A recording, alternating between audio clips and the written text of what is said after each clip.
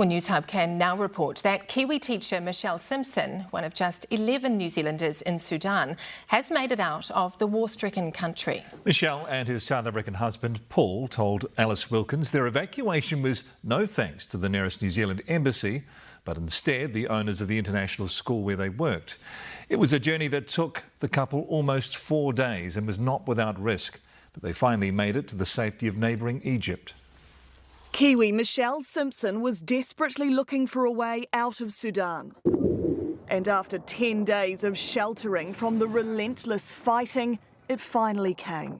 We got a call at 3 that basically said, be at this appointed spot in 1 hour. Let's go. We don't want to miss, we don't want to be. Because there was 40 spots on the bus. Only 40 spots, right? So you want to be there. 54 people, including Michelle and her husband Paul, turned up. 2 buses took them all, some passengers sitting in the aisles. The convoy exit was organised by the owner of the international school the couple had been teaching at to evacuate staff as the war between rival Sudanese military factions intensified. The New Zealand embassy had no plans to do anything. The Australians, no, they said we're all linked to the UK embassy. They were silent, nothing, not a word about helping their citizens.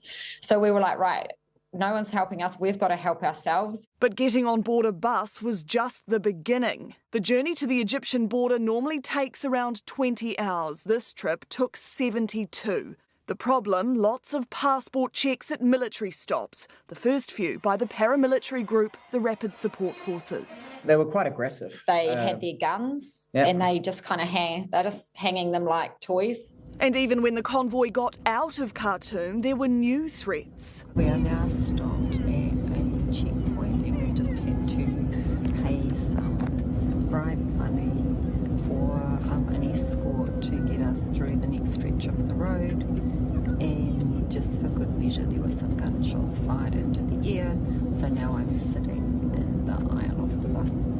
Eventually, the group arrived at a safe house where they spent the night with more than 100 others before a full day at the border waiting to be processed before getting a ferry to Egypt. We are safe, we are well, we are in Egypt and looking forward to getting off soon. The Ministry of Foreign Affairs and Trade says, including Michelle, 8 New Zealanders have now been evacuated from Sudan. The other 7 were flown out by Germany and France, who made space on their evacuation aircraft. The New Zealand Embassy in Ethiopia told Michelle and Paul about possible flights they could try to get on, but the couple say it was too short notice to get to the airport and they would have had to navigate their way alone out of central Khartoum, an active war zone.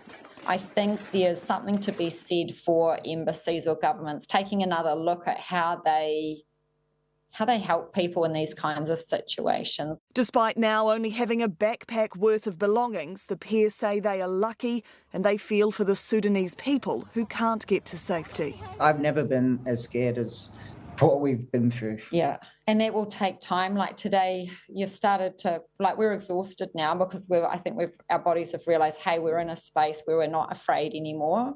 Yeah. But what does that look like now? Because it doesn't look like it did before, because we now know things we didn't know before. While they are now safe, it's a journey that will take time to comprehend. Alice Wilkins, Newshub.